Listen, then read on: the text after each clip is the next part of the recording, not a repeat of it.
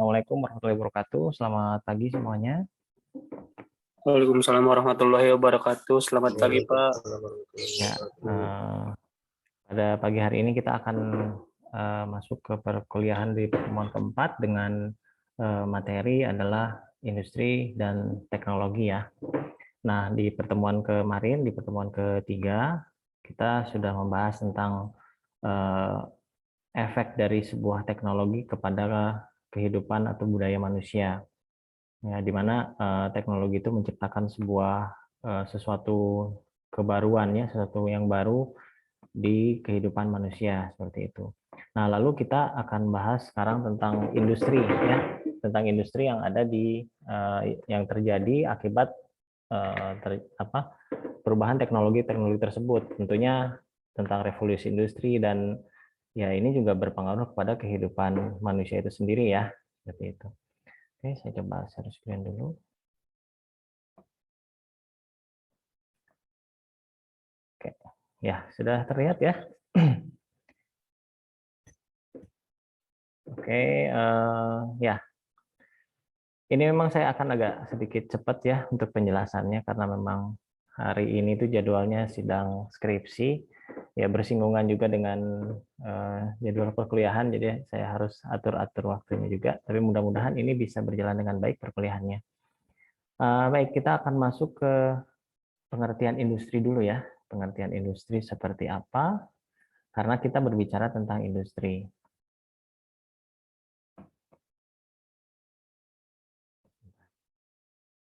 Ya, kita bahas dulu apa sih yang disebut dengan industri ya. Itu mungkin saya off cam dulu supaya tidak terlalu ambil resource banyak. Ya, bandwidth-nya lumayan keambil banyak. Ya, apa yang dimaksud dengan industri ya? Di sini saya ambil beberapa pengertian. Yang pertama dari Undang-Undang tahun 1984 tentang perindustrian. Jadi industri adalah suatu kegiatan ekonomi yang mengolah bahan mentah, bahan baku, barang setengah jadi, atau barang jadi menjadi barang yang memiliki nilai ya. Jadi ada pengolahan dari bahan dari sebuah barang menjadi sebuah barang jadi yang memiliki nilai lebih, sehingga nilai lebih tersebut memiliki nilai ekonomi ya, nilai ekonomi dan bermanfaat gitu ya, bermanfaat bagi kehidupan manusia.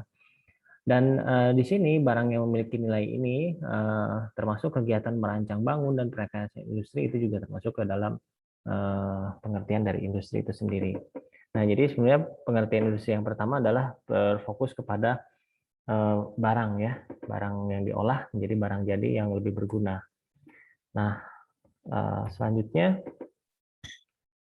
ada pengertian lain ya menurut ahli.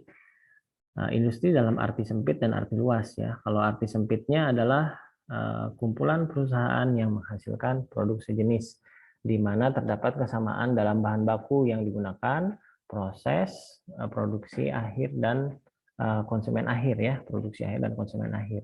Nah, jadi di sini tetap pengertian secara sempitnya lebih kepada barang. Lalu pengertian yang lebih luasnya adalah industri merupakan kumpulan perusahaan yang memproduksi barang dan jasa. Nah, di sini sudah mulai ada penjelasan tentang produksi yang dihasilkan itu berupa barang atau jasa ya, dengan elastisitas silang yang positif dan tinggi, artinya memiliki nilai ekonomis yang tinggi yang bisa dimanfaatkan bagi kehidupan manusia. Selanjutnya jenis-jenis industri ya, karena kita tadi sudah tahu pengertian dari industri itu sendiri, yang ternyata produknya itu tidak hanya produk barang atau bahan ya, tapi juga produknya berupa jasa juga, sehingga dibagi dua, yang namanya industri, ada industri manufaktur dan industri jasa atau pelayanan ya. Nah, kalau industri manufaktur ini sendiri, dia yang tadi dijelaskan menghasilkan barang jadi dari bahan baku atau bahan setengah jadi. Sementara apabila industri jasa itu bergerak di bidang pelayanan atau jasa, baik untuk melayani dan menunjang aktivitas industri yang lain maupun langsung memberikan pelayanan jasa kepada konsumen. Nah, seperti contohnya untuk industri jasa ini seperti industri ini ya, perusahaan ekspedisi seperti itu, terus perbankan itu juga masuknya ke perusahaan jasa seperti itu. Lalu kalau industri manufaktur ya banyak ya. Nah sebetulnya kata manufaktur itu sendiri ya ada artinya ya. Kenapa dikasih manufaktur? Karena berasal dari bahasa Latin yang terdiri dari manus dan factus. Nah, manus artinya tangan, factus artinya mengerjakan. Jadi secara arti kata manufaktur artinya mengerjakan dengan tangan atau proses pembuatan produk yang dikerjakan dengan tangan. Jadi ada keterlibatan tangan langsung. Nah, jadi berangkat dari pengertian ini ya dikasih nama manufaktur ya. Jadi akhirnya ada semacam kesimpulan gitu. Berarti manufaktur itu adalah proses pembuatan produk dengan bantuan mesin ya dan pengontrolan bahkan dikerjakan secara otomatis penuh. Nah, akan tetapi melalui pengawasan secara manual, artinya ada keterlibatan tangan di situ untuk mengoperasikannya. Nah, baik pengolahan bahan setengah jadi atau barang jadi ya. Nah, seperti itu. Jadi kenapa itu asal katanya manufaktur yaitu dari bahasa Latin seperti itu. Sehingga lebih ke menghasilkan barang gitu ya dibandingkan jasa gitu. Sehingga pengertiannya bisa dibagi dua seperti itu. Oke, nah selanjutnya dari sini juga kita bisa menarik kesimpulannya beberapa perbedaan antara industri manufaktur dan industri jasa. Nah, bila industri manufaktur jelas menghasilkan barang, sementara industri jasa menghasilkan jasa. Tapi di sini bisa dilihat pegawai-pegawainya sebagian besar untuk industri manufaktur itu tidak berhubungan langsung dengan konsumen ya. Tentunya yang di bagian produksi itu tidak berhubungan langsung dengan konsumen. Yang berhubungan dengan konsumen itu bagian marketing saja. Sementara bagian di industri jasa hampir sebagian besar itu berhubungan dengan konsumennya ya, karena memang tujuannya adalah melayani konsumen. Kemudian untuk manufaktur itu sendiri memiliki wujud karena ada bendanya, ada produknya, sementara kalau industri jasa itu tidak berwujud sehingga hanya bisa dirasakan ya, dinikmati atau dirasakan. Sementara kalau yang manufaktur itu ada bendanya, berarti ada masa si barang itu bisa lebih tahan lama, bisa terlihat gitu seperti itu. Ya, nah terus bagaimana di Indonesia? Kalau di Indonesia pengelompokan industri ya ada 3 kelompok besar ya. Nah, ada 3 kelompok besar yaitu industri kimia dasar, industri mesin, dan industri kesir. Nah, ini 3 kelompok besar. Kemudian yang sisanya disebut sebagai aneka industri, di mana aneka industri ini merupakan industri rumah tangga yang lebih kecil ya skupnya. Sementara kalau industri kimia dasar itu yang lebih besar, seperti industri semen, obat-obatan, kertas, pupuk, dan sebagainya. Nah, lalu kalau industri mesin dan logam dasar itu biasanya yang berhubungan dengan perakitan kendaraan, pesawat, ya, kendaraan bermotor atau tekstil itu pun masuk ke dalam industri mesin dan logam dasar. Nah, kemudian ada industri kecil. Nah, industri kecilnya lebih ke namanya makanan ya, ke industri makanan, tapi yang diproduksi secara besar gitu ya, secara ya industri lah, level pabrik begitu. Nah, kalau yang aneka industri lebih ke home industrinya gitu. Ya. Ya, kita masuk ke revolusi industri ya. Di sini ada sekarang ini kita masuk ke revolusi industri keempat ya. Nah, di mana apa namanya ada sejarahnya gitu karena merupakan fase ya, fase-fase di mana teknologi itu berkembang ya, teknologi itu berkembang dan berpengaruh kepada kehidupan manusia itu sendiri. Nah, di sini pernah saya jelaskan di minggu kemarin bahwa ada fase ya, ada fase tentang ini apa namanya? Fase gelombang ke-1, ke-2, ke-3 tentang perkembangan teknologi. Nah, si fase-fase tersebut mempengaruhi mempengaruhi revolusi industri ya, revolusi industri yang terjadi. Maksudnya dalam fase itu terjadi revolusi industri karena ada perkembangan teknologi yang mempengaruhi sangat luas. Nah, kita lihat dulu di revolusi industri pertama, yang di sini cirinya ini saya singkat saja di slide ini, tapi ada penjelasannya sangat panjang sebetulnya. Yang pertama di revolusi industri ke-1 ya, sekitar tahun 1784, ciri khasnya adalah adanya mekanisme atau adanya mesin. Nah, mesinnya juga masih sederhana berupa mesin uap. Jadi ditemukan mesin uap ya, dan bertenaga uap dari uap air ya, jadi air yang diuapkan. Lalu tahun 1870 masuk ke revolusi industri kedua. Di sini ciri khasnya adalah produksi massal dan electricity ya, adanya listriknya. Listrik dimanfaatkan di mesin, dan ciri khas dari produksi massal ini adanya conveyor belt. Dan yang revolusi industri yang ketiga itu masuk ke dunia IT, di mana tahun 69 di situ komputer sudah bisa dimanfaatkan dan diintegrasikan dengan mesin ya. Dan bentuk komputer pun sudah semakin kecil, dan akhirnya sangat berkembang pesat dunia IT dan dunia AI ya, artificial intelligence sebetulnya sudah mulai ada karena di sini ada otomatisasi. Dan yang terakhir di tahun 2011 sampai sekarang itu kita masih berada di revolusi industri keempat, di mana cirinya adalah berupa cyber physics system, artinya ada mesin yang terhubung dengan mesin yang terdiri dari komputer dan terhubung dengan internet ya, seperti itu. Oke, nah kita bahas dulu satu-satu revolusi industri yang pertama ya. Nah, ini kan di adanya revolusi industri pertama itu di apa namanya? Di abad 18 ya, di abad 18. Oke, sebentar.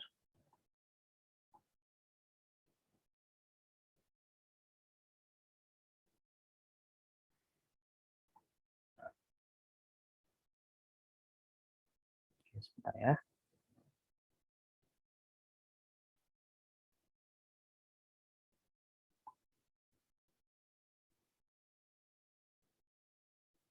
Ya, di sini revolusi industri pertama terjadi pada abad 18 yang ditandai dengan penemuan mesin uap ya, penemuan mesin uap. Yang mana mesin uap ini merubah pola kerja manusia. Nah, pada saat ini pada abad 18 ini mesin uap itu digunakan untuk memproduksi sebuah barang. Jadi diintegrasikan kepada sebuah apa namanya?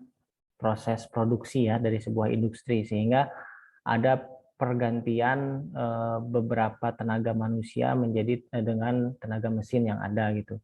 Jadi sebetulnya isu manusia digantikan oleh mesin ini sudah terjadi semenjak abad 18 ketika adanya revolusi industri pertama. Nah, namun kan kita lihat manusia tetap bertahan ya dengan ada yang sekarang, karena manusia itu memiliki kemampuan kreativitas yang tinggi dan adaptasi yang tinggi, sehingga setiap ada perubahan ya yang dia mampu melakukan adaptasi. Nah, masalahnya memang tidak semua manusia bisa beradaptasi dengan cepat, namun mau nggak mau ketika teknologi itu berkembang, ya manusia harus bisa menyesuaikan.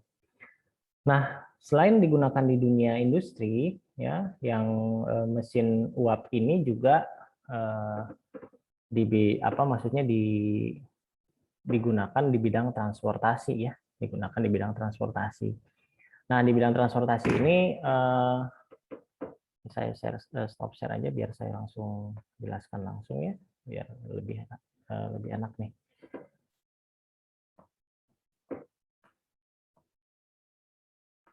Ya. Oke. Nah, selain mesin uap yang digunakan di bidang transportasi, lalu juga efeknya apa ya? Efeknya itu dia manusia bisa berkembang lebih pesat ya, lebih menjelajahi tempat-tempat yang belum pernah dikunjungi menggunakan mesin tersebut, karena yang sebelumnya transportasi itu dilakukan menggunakan hewan ya. Jadi terbatas ininya, daya jelajahnya terbatas begitu. Nah, tapi dari sini juga ada efek negatifnya ya. Efek negatif dari si keberadaan mesin uap itu ya, selain memang tergantikan tenaga manusia dengan mesin, tapi di situ ada efek positifnya. Produksi jadi lebih baik, lebih meningkat, otomatis juga manusia harus lebih banyak melakukan kegiatan lain selain di bidang industri tersebut. Nah, untuk efek negatif lain dari si revolusi industri pertama ini adalah karena bisa menjelajah lebih banyak, makanya adanya mulai timbul gitu ya, karena mulai abad 18 ya, mau di akhir abad 18 ya masuk ke 1900-an itu, di akhir abad 18 masuk ke abad 19. Di sini mulai adanya penjajahan ya, penjajahan karena manusia dia pada saat itu bisa membuat apa namanya ini apa namanya membuat kapal gitu ya, kapal laut yang menggunakan mesin uap, lalu menggunakan transportasi untuk barang-barang juga menggunakan kereta seperti itu.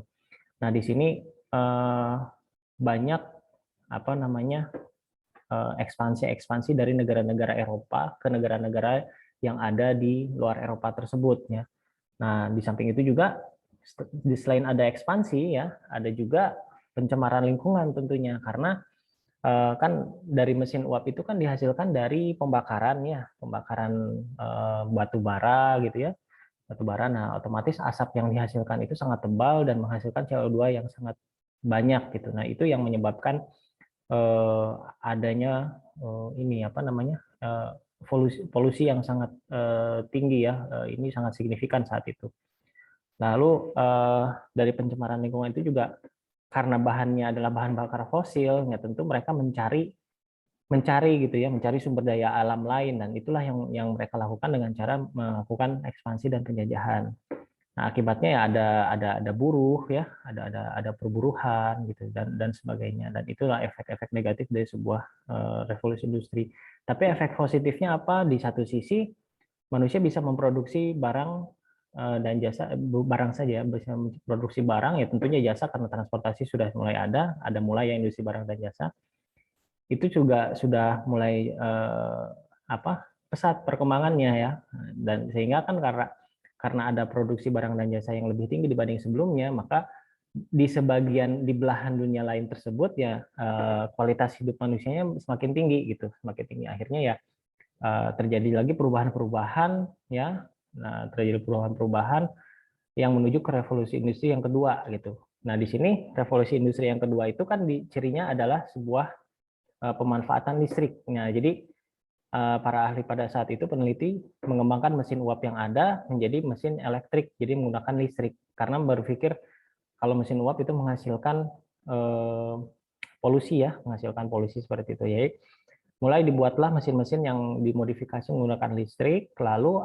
ditemukanlah yang namanya conveyor belt ya, idenya conveyor belt. Apa itu conveyor belt? Conveyor belt itu digunakan di industri atau di manufaktur.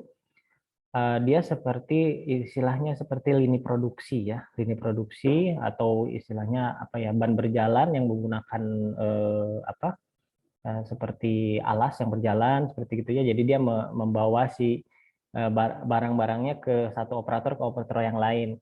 Nah itu sebuah ide atau istilahnya conveyor belt. Nah ini yang menciptakan produktivitas makin meningkat gitu. Produktivitas makin meningkat karena biasanya yang namanya apa namanya yang namanya sebuah produk pada saat itu kan dikerjakan secara satu persatu gitu ya, satu persatu oleh satu orang.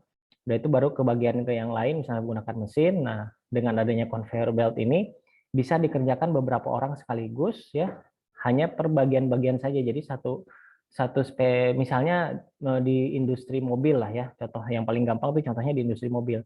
Misalnya perakitan sebuah mobil sebelum ada conveyor belt ini itu dilakukan oleh beberapa orang sekaligus pada satu tempat gitu. Jadi ada yang masang istilahnya yang masang mesinnya, masang bannya, masang istilahnya pintunya itu pada satu tempat tidak bergerak gitu. Nah, hal ini sebetulnya kurang efektif ketika harus memproduksi lebih banyak. Nah, ketika ada conveyor belt, nah si para ahli ini terpecah gitu. Jadi hanya ada ahli, misalnya ahli yang biasanya untuk masang bagian sampingnya saja, misalnya bagian pintunya, ada yang bagian mesinnya saja. Nah, dia berjalan kan si barangnya berjalan dari posisi yang ke satu, posisi yang kedua. Nah, berjalannya itu menggunakan conveyor belt gitu. Nah, si conveyor belt ini impact-nya sangat besar karena ternyata bisa menghasilkan barang lebih cepat, lebih banyak. Nah di sini yang menjadi pemicu kenapa disebutnya revolusi industri kedua. Karena kita juga harus tahu kenapa sih kalau dikasih nama revolusi gitu ya. Karena revolusi itu kalau artinya sebetulnya perubahan yang sangat cepat atau perubahan signifikan yang sangat cepat. Berbeda dengan evolusi ya. Evolusi dan revolusi itu bertolak belakang. Kalau evolusi itu kan perubahan yang sangat lama bertahun-tahun gitu. Sementara kalau revolusi itu waktunya singkat tapi pencapaiannya sangat tinggi gitu. Makanya revolusi industri pertama ketika ada mesin uap terjadi peningkatan produktivitas, ada ekspansi itu udah terlihat lebih dikatakan revolusi karena perubahannya sangat cepat dalam waktu yang singkat. Begitu juga revolusi industri yang kedua ketika ditemukan conveyor belt dan listrik. Nah, listrik di sini. Nah, listrik. Nah, di sini produktivitas manusia sangat tinggi, akhirnya bisa menghasilkan ide-ide baru dan bisa memproduksi barang dengan sangat cepat. Tapi ada efek negatifnya juga gitu ya, karena di sini masa-masa revolusi industri kedua ini masih masa-masa perang dunia ya, masih masa-masa perang dunia. Saat itu dimanfaatkan untuk memproduksi sebuah senjata, bukan sebuah sih, senjata yang secara massal, secara banyak gitu.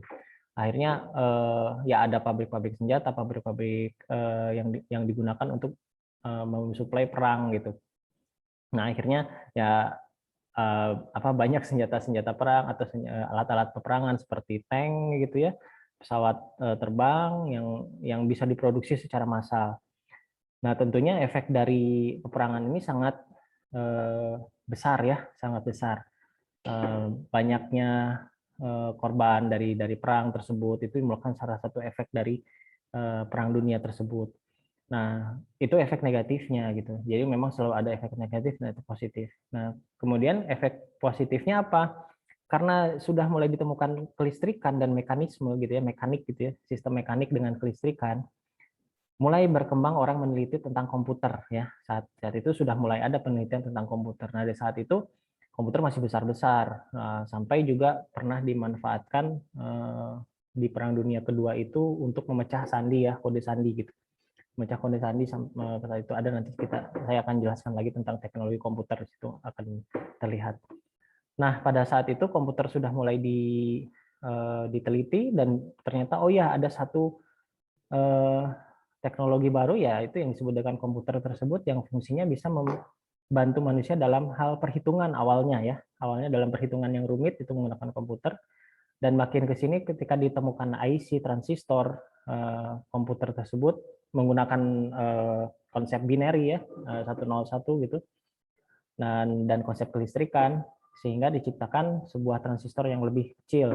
Makin kecil transistor membuat sebuah chip atau prosesor menjadi lebih kecil sehingga si komputer tersebut bisa diintegrasikan ke sebuah mesin. Nah, sebuah mesin dan sudah mulai ada programmer ya, semua ada programmer untuk memprogram sebuah komputer tersebut.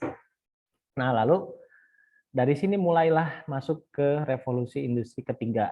Ya, ciri khasnya ketika sudah ada komputer ya, komputer yang diintegrasikan dengan mesin-mesin yang ada, dan juga saat itu pun sudah ditemukan artificial intelligence ya, AI yang sederhana untuk sebuah mesin-mesin yang sederhana yang digunakan untuk mengerjakan satu jenis pekerjaan. Jadi sebetulnya isu AI itu sudah berkembang di masa-masa revolusi industri ketiga sebetulnya. Sehingga tidak heran ya pada saat ini, pada saat saat industri ketiga keempat itu banyak film-film yang mengkhawatirkan tentang AI sebetulnya ya itu karena memang sudah dimulai pada saat itu, cuman memang kayaknya di negara kita itu bukan negara kita mungkin tidak terlalu terlihat jangan jelas karena lebih ke negara-negara industri yang memanfaatkan hal tersebut gitu, jadi bisa terlihat lebih besar impact-nya. Nah, di revolusi industri ketiga itu ciri khasnya yaitu ya berupa mesin-mesin yang bisa bergerak ya dan bisa berpikir dengan menggunakan AI, tentunya dengan bantuan komputer. Dan terciptalah beberapa robot-robot mesin yang digunakan untuk produksi barang gitu ya. Nah, sehingga seperti produksi sebuah kendaraan mobil gitu yang tadinya mungkin masih pakai conveyor belt tapi masih digunakan manual gitu ya. Nah, yang beberapa pekerjaan yang istilahnya bersifat rutin misalnya seperti pengecatan seperti gitu ya, itu digantikan oleh mesin, oleh mesin oleh robot, sehingga hasilnya lebih presisi dan lebih teliti ya, dan juga quality controlnya juga sama gitu, sudah mulai ada keterlibatan AI seperti itu. Dan saat itu juga kan karena komputer sudah ditemukan, kelistrikan pun sudah makin banyak ya. Nah di sana berkembang ya peralatan-peralatan yang menggunakan listrik yang kita kenal sebagai alat-alat elektronik ya. Nah alat-alat elektronik itu sangat impact-nya sangat besar di revolusi industri ketiga ini, karena kan di sini revolusi industri ketiga itu dimulai ketika tahun 1969 ya, 69 ketika komputer sudah mulai mengecil bentuknya sampai rentang waktu 2011. Nah, dari 2011 ke bawah itu sebetulnya komputer sudah sangat kecil dan sudah terintegrasi sampai ke smartphone ya, sampai ke smartphone, sehingga ketika saat itu pun juga sebetulnya sudah mulai ada, ya kan sudah mulai ada nih, komputer sudah mulai ada, terus AI juga sudah mulai ada. Saat itu juga jaringan komputer sudah mulai berkembang, sehingga berkembanglah yang namanya internet. Masih di revolusi industri ketiga, tapi belum digunakan secara maksimal dari segi manufaktur. Nah, baru ketika tahun 2011 ya, yang digembar-gemborkan oleh Jerman ya pada saat itu. Itu pun usulan dari Jerman karena melihat ternyata di tahun-tahun segitu, tahun-tahun 2010-2011 itu manufaktur sudah mulai menerapkan apa namanya internet ya, internet pada peralatan-peralatan mesinnya gitu ya, peralatan mesinnya. Nah, jadi ciri dari revolusi industri keempat itu adalah cyber ya, cyber, dunia cyber dan yang menggunakan mesin. Jadi mesinnya terhubung dengan ya mesin yang ada AI-nya, terus terhubung dengan internet, jadi bisa dikendalikan dari jarak jauh, bisa dipantau dari jarak jauh. Nah, di sini juga berkembang lagi. Kenapa disebut revolusi industri keempat? Karena ada semacam ledakan teknologi gitu ya, teknologi yang sangat pesat. Yang mungkin sebelumnya pemanfaatan internet itu tidak terlalu terasa, ya akhirnya sekarang sangat terasa ketika masuk ke fase revolusi industri keempat. Ini juga salah satu alasan saya kenapa saya ngasih tugas yang kemarin ya tentang generasi milenial dan generasi alfa. Nah, jadi generasi milenial itu generasi yang berada di fase revolusi industri ketiga sampai dia keempat masuk. Jadi ada fase di mana mengalami komputer itu masih langka, internet itu masih susah ya, nggak ada lah bisa dibilang gitu, masih mahal, sampai internet itu sangat mudah dan komputer itu sangat kecil. Nah, sementara generasi alfa itu generasi yang tidak mengalami ketika listrik itu nggak ada gitu ya, terus internet itu nggak ada. Jadi ketika lahir ya, ini yang lahirnya sekitar tahun 2011-an ya, itu generasi yang memang hidupnya sudah berada di lingkungan teknologi yang sangat berbeda dengan generasi sebelumnya, sehingga ditandai revolusi industri 4 itu karena sangat berbeda generasi yang sebelumnya dengan generasi yang keduanya, sangat berbeda.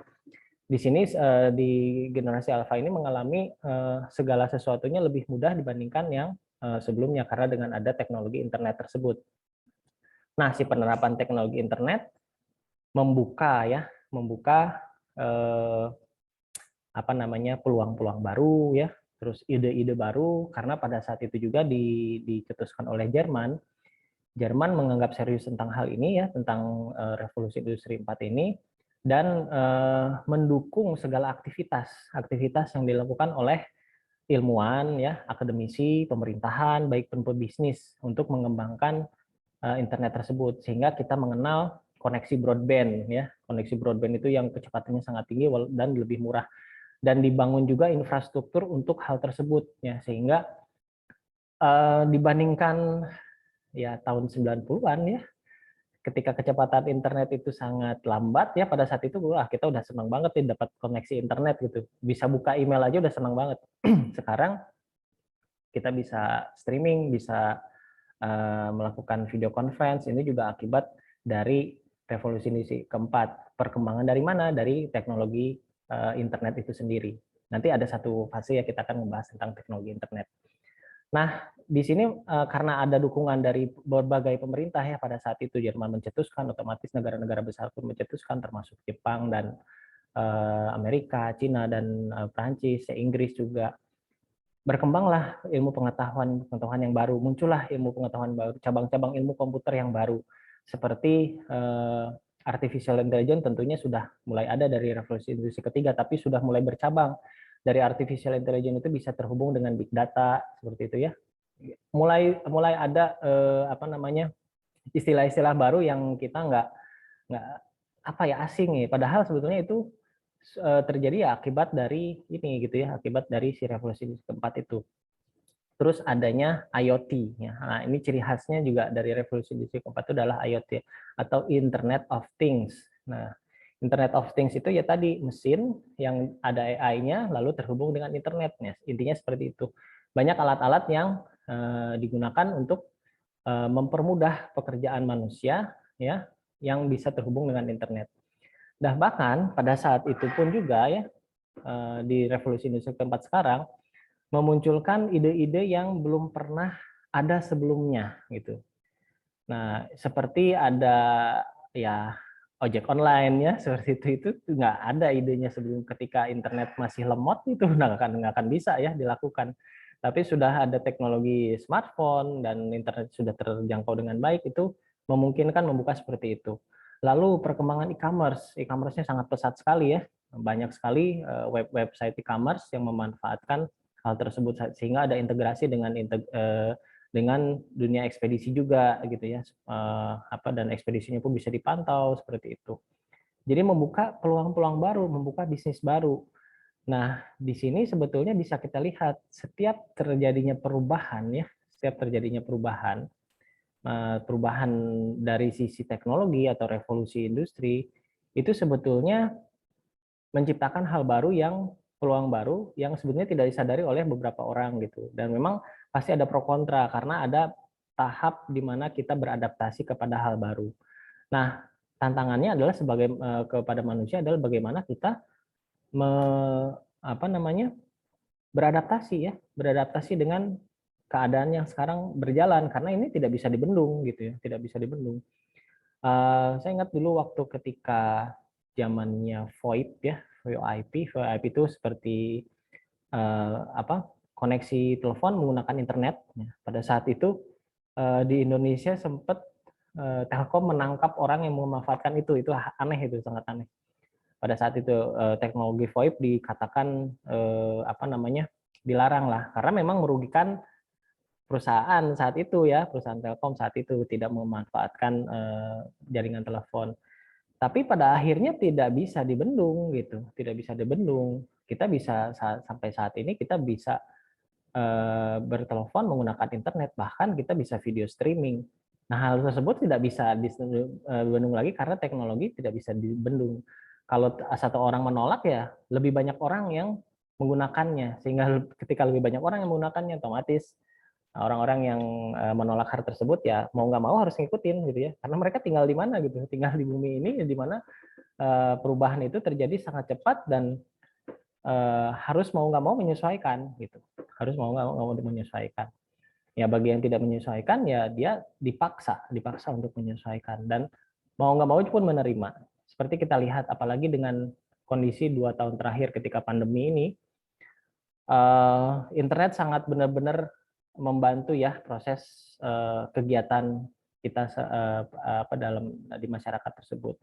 Koneksi internet sangat benar-benar bergantung ya, sehingga ketika masa pandemi ini orang mau nggak mau memanfaatkan layanan-layanan online seperti itu. Dan di sini bukti gitu bahwa setiap perubahan itu, setiap suatu revolusi itu sebetulnya ada sisi positif, ada sisi negatifnya, dan tidak perlu dikhawatirkan, ditakutkan karena pasti ada sisi positifnya yang bisa kita ambil. Nah, di sini pertanyaannya bagaimana kita untuk bisa menyesuaikan diri ya untuk tetap bisa berkontribusi dalam istilahnya perubahan teknologi yang ada sekarang seperti itu. Oke, saya ke slide lagi. Ya, di sini saya kasih contoh yang tadi ya. Nah, ini saya contoh ya, misalnya industri-industri yang tadi tidak terfikirkan sebelumnya, industri transportasi yang menggunakan teknologi internet ya, teknologi internet informasi. Lalu e-commerce ya, e-commerce juga sangat banyak sekali, ini hanya contoh saja. Dan juga ada e-learning yang kita lakukan sekarang juga termasuk salah satu e-learning, ada juga apa fasilitas yang ada. Dan bahkan ke dunia kedokteran juga, dunia kedokteran sudah mulai ada yang konsultasi secara online gitu ya, dengan dokter-dokter yang ada. Nah, baik, sampai sini ada yang mau ditanyakan, silahkan. Sebetulnya materinya sudah selesai, kita masuk ke sesi tanya jawab ya. Baik. Oke, sudah ada yang raise hand, silahkan. Fikri ya.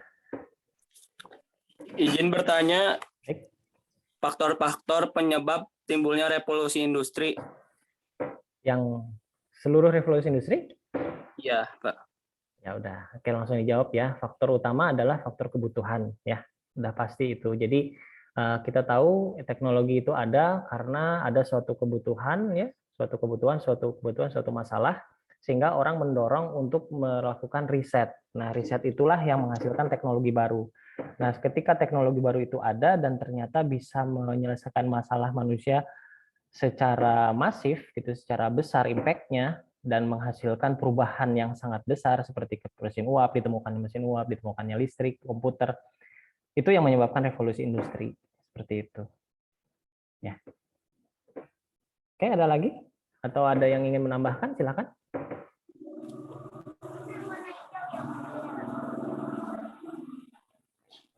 Ya, di samping juga perkembangan ilmu dan teknologi ya. Oke, Fikri lagi silakan. Dampak positif dan dampak negatif pada revolusi industri di bidang ekonomi dan di bidang sosial. Sepertinya itu sudah dijelaskan ya. Kalau untuk yang Udah dijelaskan. itu kan kalau yang revolusi industri pertama itu kan dampak negatifnya kerusakan lingkungan gitu. Tapi bisa menghasilkan produksi yang tinggi, otomatis ekonomi juga tinggi ya. Tapi ada masalah isu sosial juga. Nah, itu tuh selalu beriringan. Di revolusi industri kedua juga sama ya. Revolusi industri kedua terjadinya apa namanya produksi massal, peperangan jadi makin canggih seperti itu. Otomatis efek sosialnya juga ada gitu. Revolusi industri keempat adanya AI sehingga adanya kekhawatiran orang lain, banyaknya juga pergantian apa tenaga manusia dengan mesin. Dan isu yang sekarang pun sampai di revolusi industri keempat masih mengangkat wah nanti manusia digantikan dengan mesin. Memang digantikan dengan mesin, tapi pada tahap-tahap tertentu itu dikontrol ya atau diatur sehingga pemanfaatan mesin dan AI itu harus benar-benar bisa membantu pekerjaan manusia seperti itu ya. Oke, ada lagi yang mau bertanya? Silahkan.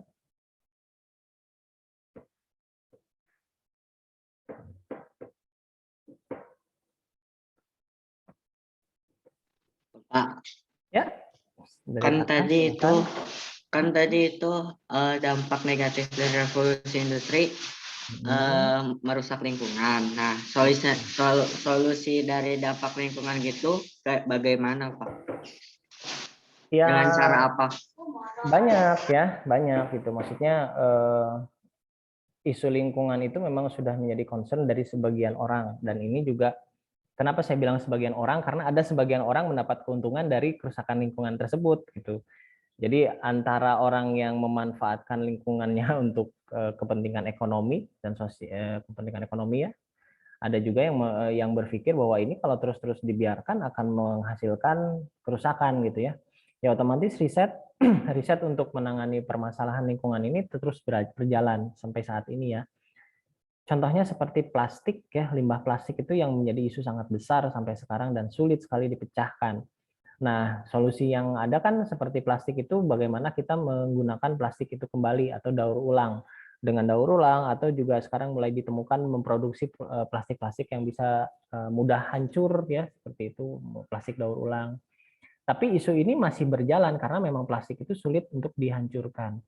Tapi ketika awal-awal plastik itu ada, itu merupakan suatu penemuan yang besar pada saat itu gitu ya, dan isu lingkungannya juga belum kebaca gitu. Sama ketika pemanfaatan batu bara, minyak bumi pada saat awal-awal itu merupakan wah ini penemuan yang sangat besar. Tapi impact-nya terasa di generasi-generasi berikutnya. Ketika polusinya makin tinggi, efek rumah kaca mulai terasa, bumi makin panas gitu ya.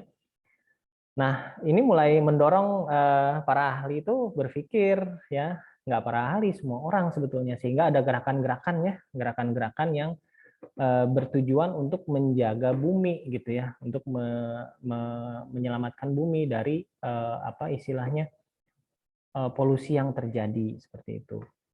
Ada yang pernah dengar tidak ketika anak-anak berdemo untuk iklim?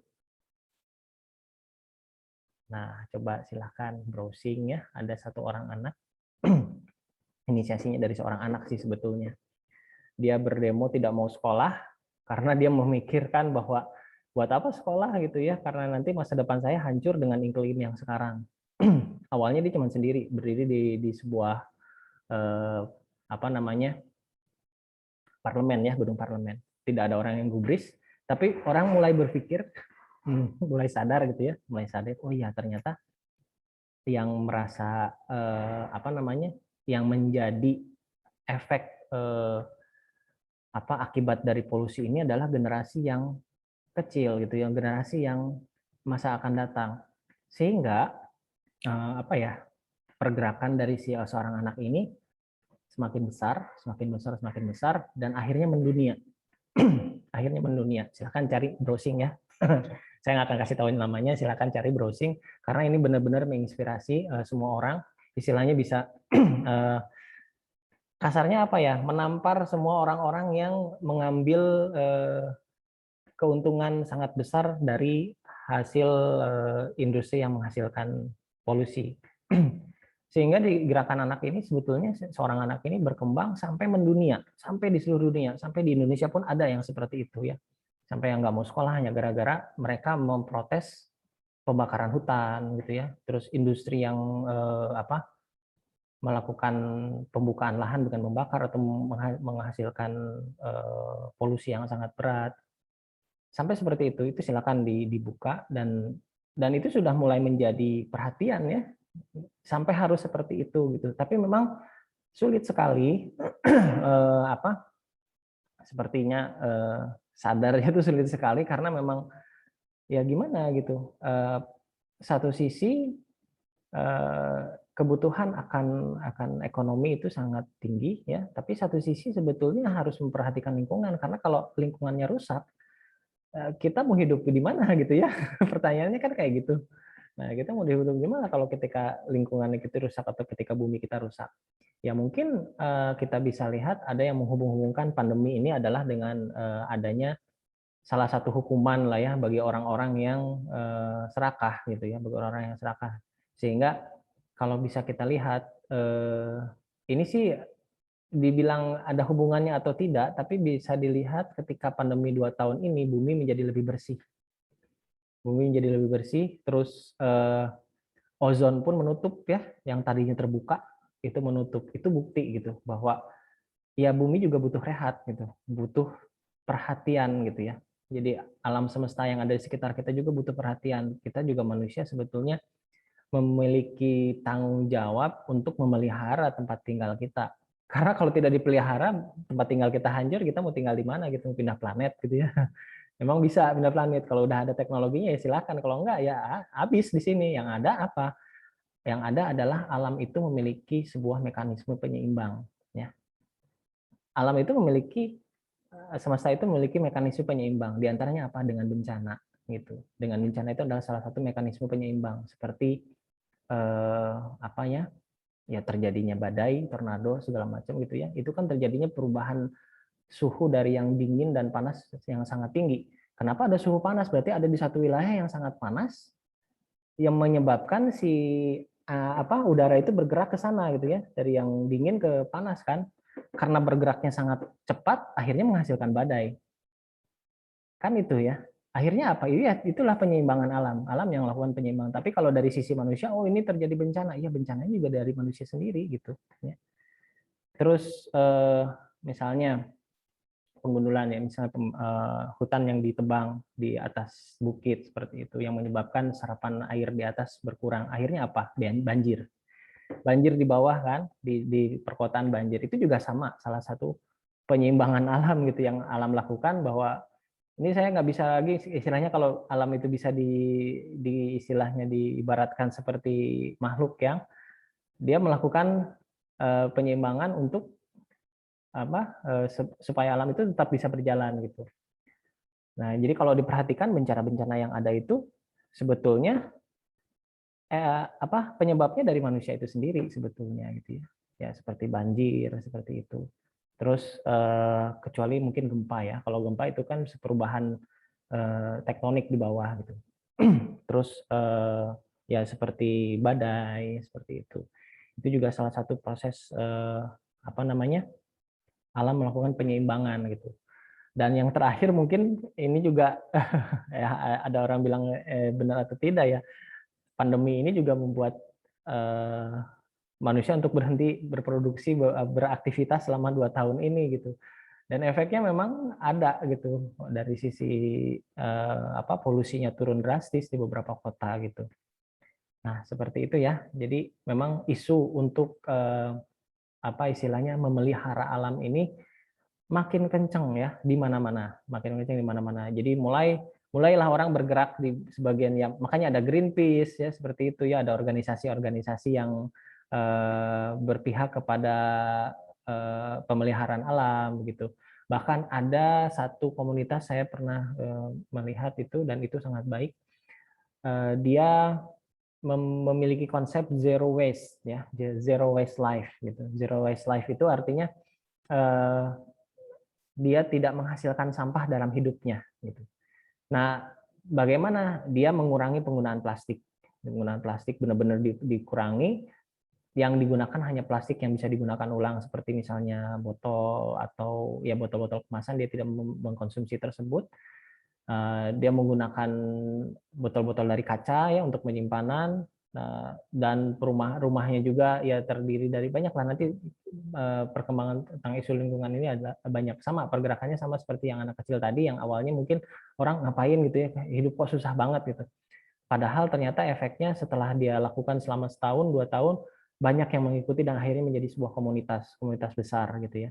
Dan itu sudah mulai ada kesadaran-kesadaran sana untuk melihat kalau lingkungan tidak dipelihara ya habis gitu, yang ada di dalamnya habis. Yang habis apa? Bukan kita yang ada sekarang, hidup sekarang, tapi generasi yang mendatang yang akan mengalami impact-nya seperti itu.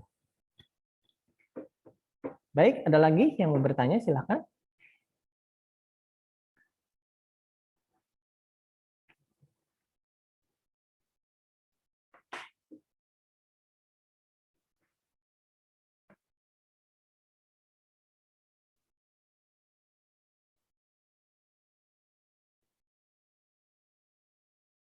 Silakan, ada lagi.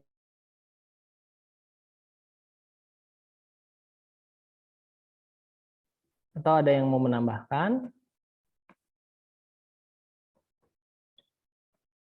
Oke, sambil menunggu, siapa tahu ada yang mau bertanya, saya coba screenshot dulu ya yang hadir hari ini ya.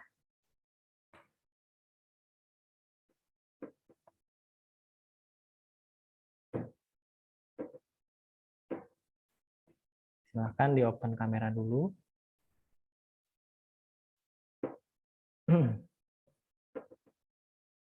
Baik, saya screenshot dulu, sebentar saya buka ini.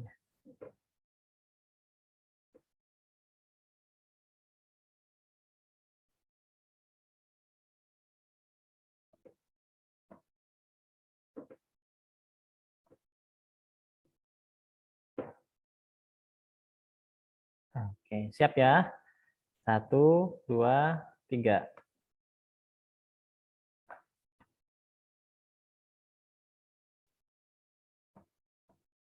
Iya, sebentar ya, saya save dulu.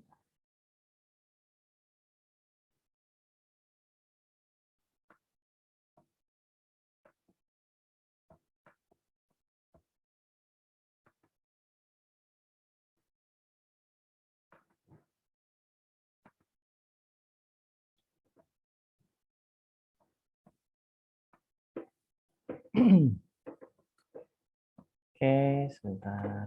Sekarang yang halaman 2-nya. Oke, siap ya. 1, 2, 3.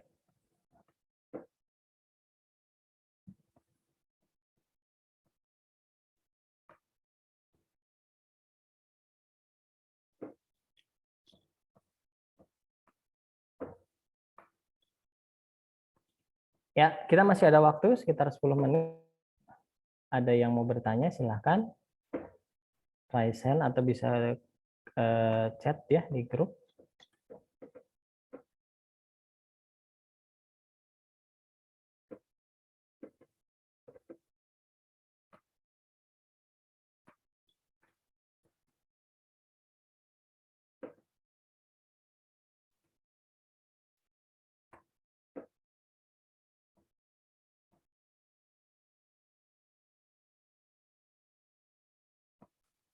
Oke, sebentar. Writing's not that easy, but Grammarly can help. This sentence is grammatically correct.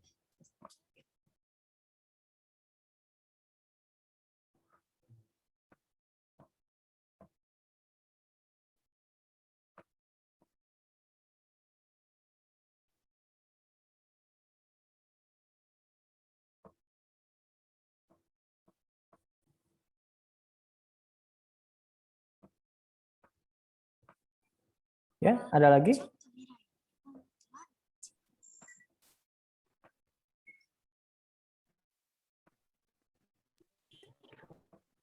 Silahkan, open mic yang mau bertanya. Maaf Pak, Silahkan. halo. Ya, gimana? Dari Randy. Anak yang tadi Bapak maksud itu, kalau saya nggak salah namanya Greta, apalah itu. Pokoknya itu isi dia. pidatonya itu yang mengkritik pemerintah dunia terkait kebijakan-kebijakannya dengan pidato yang bla bla bla kayak gitu ya Pak, kalau nggak Iya, salah. betul. Ya, itu kontroversial dan sangat viral. Lihat aja dia di YouTube dan pendukungnya mendunia gitu ya. Sampai ke Indonesia pun ada gitu. Bahkan ada komunitasnya juga di Indonesia seperti itu ya. Ya sama ngikutin demonya apa nggak sekolah gitu. Nggak sekolah sampai si kebijakan-kebijakan tentang isu apa lingkungan itu dipecahkan gitu. Dan ini berdampak gitu, sangat berdampak gitu ya. Ya bagi orang tuanya kan pasti khawatir loh, ini udah nggak mau sekolah gitu gara-gara ini. Akhirnya bergerak semua gitu kan, bergerak semua akhirnya. Mulai gitu ya, kerasa gitu ini efeknya seperti itu. Oke, ada lagi yang mau bertanya? Kalau nggak ada, saya mau share video Pak, nih. kan tadi Bapak bilang yang ada di Jerman tahap-tahapnya itu Pak, revolusi industri yang ada di Jerman. Itu yang keempat ya. Itu tahap-tahapnya itu dari awal sampai akhir tuh apa Pak tahap-tahapnya yang perlu dimunculkan gitu. Gimana ya maksudnya? Tahap gimana? Tahap revolusi industri yang ada di Jerman, Pak.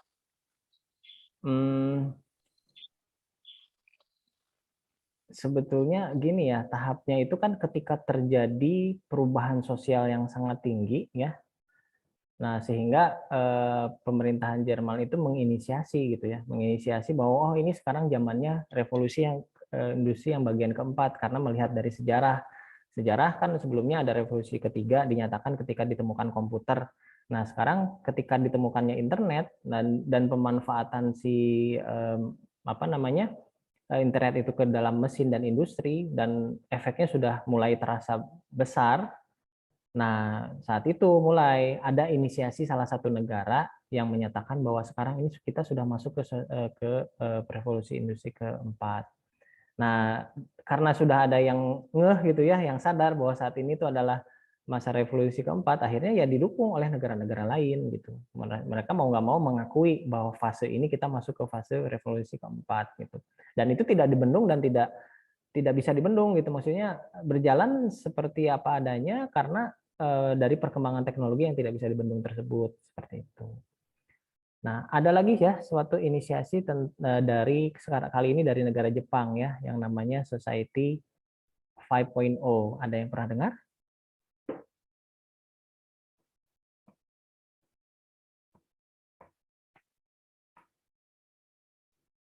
Oke. Saya coba share sebuah video ya.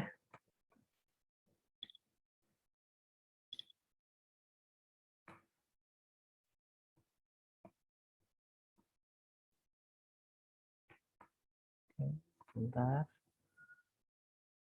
Mudah-mudahan bisa masuk ininya. Bentar.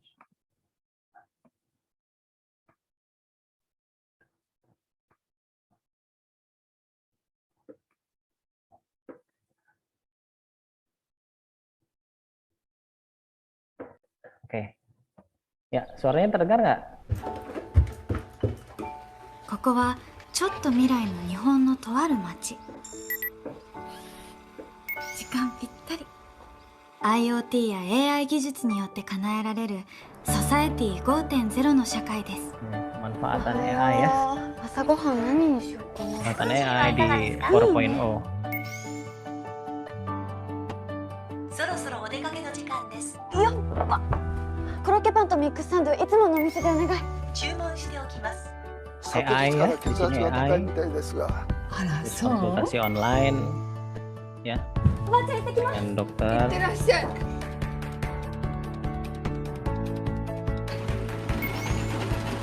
Nah, pertanian tidak lagi dikerjakan langsung oleh manusia, tapi langsung oleh mesin. Nah, di sini ada cryptocurrency juga. Nah, didukung oleh cloud computing.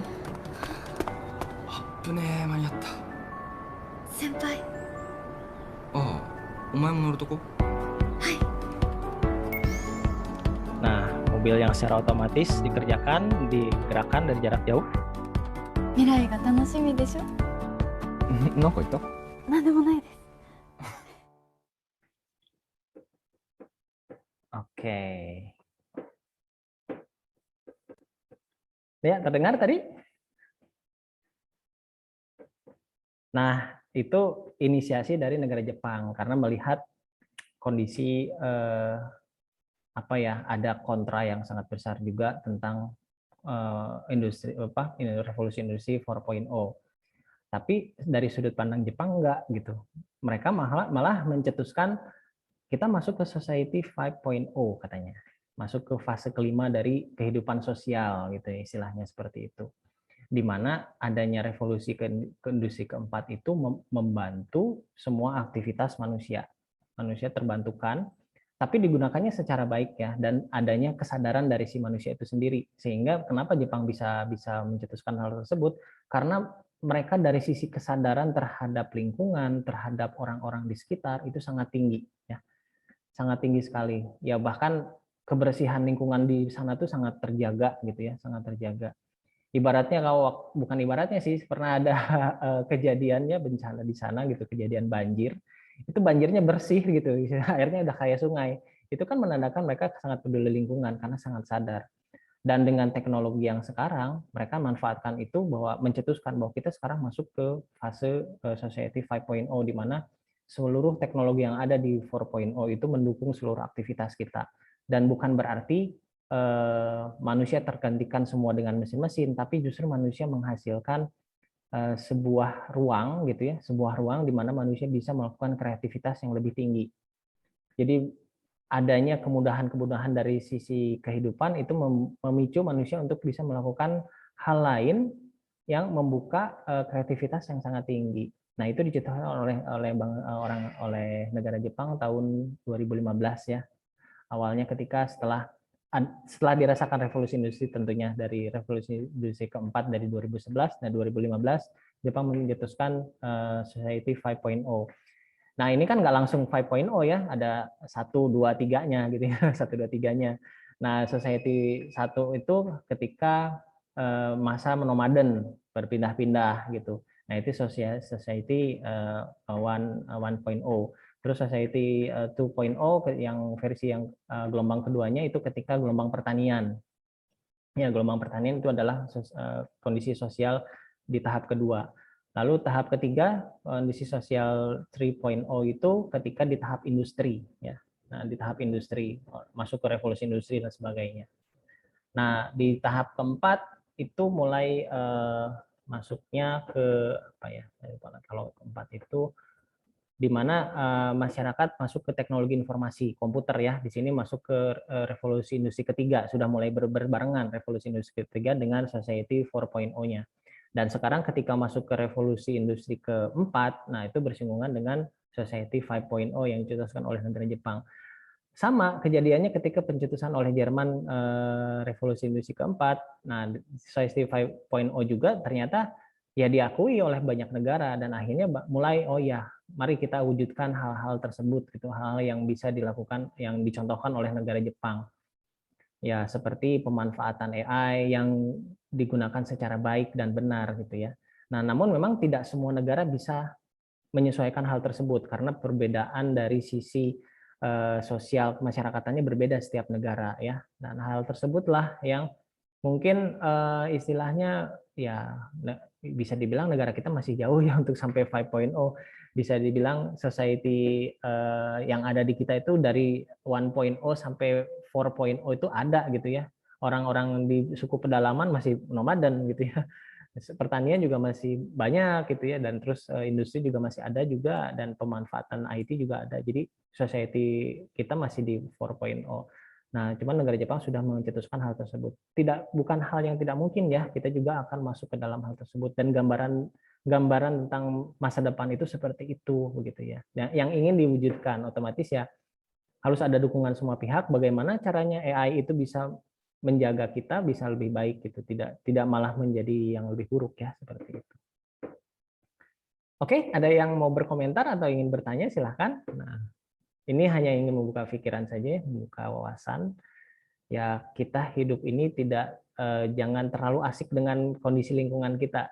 Lihat juga keadaan di luar seperti apa ya, supaya ada kesadaran gitu ya, adanya mulai apa ya namanya gaya hidup yang kita berubah gitu, karena perubahan itu sebetulnya mulainya dari diri kita ya, bukan kita mengandalkan orang lain ya.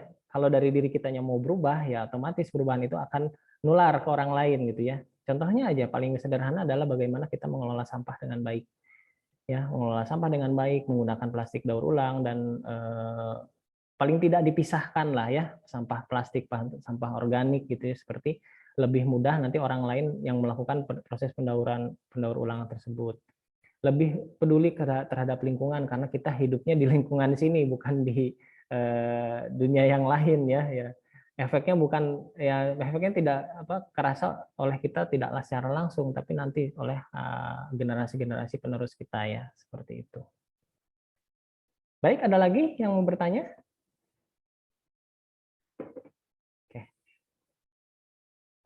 Ya, sepertinya cukup ya nih, sudah tidak ada lagi yang bertanya dan materinya juga sudah habis, diskusi kita juga sudah lumayan lama, dan kebetulan saya juga harus sidang sekarang, harus jadi penguji sidang. Kita tutup saja pertemuan hari ini ya.